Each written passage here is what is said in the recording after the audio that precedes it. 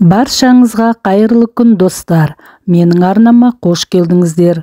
Бүгін мен өзіміздің қой қора және қойларымыз туралы контентімді одан әрі жалғастырамын. Алдыменен менің арнама тіркеліп, лайк басып кетуді ұмытпаңыздар. Біздің қой қорамыз біткеннен кейін қойларымызды алып келіп, мінекей бордақылап жатқанымызға 1,5 айдай болды. Келген кезде қойларымыз кішірек еді, қазір бойлары өсіп, салмақ қосып, кішкене әжептәуір өзгеріп қалды. Күнделікті жем шөбін беріп, суғарып, жем шөптерін дайындап, мал қораның астын тазалап, күнделікті тіршілігімізбен айналысып жатырмыз.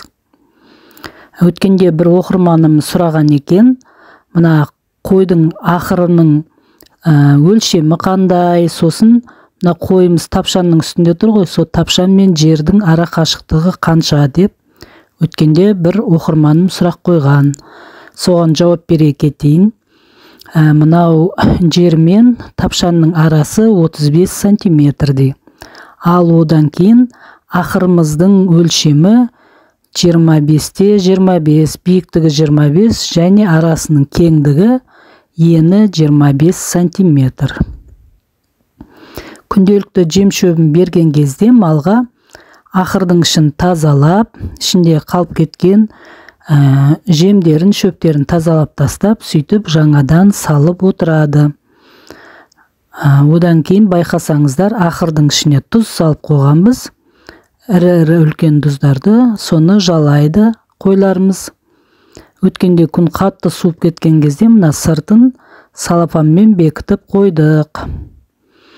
Одан кейін қойымызға су берген кезде міндетті түрде шелектің ішінде сулар қалып кетсе, төгіп тастап, шелекті жуып, тазалап, одан кейін жаңа су құйып, сөйтіп малдарымызды суғарамыз.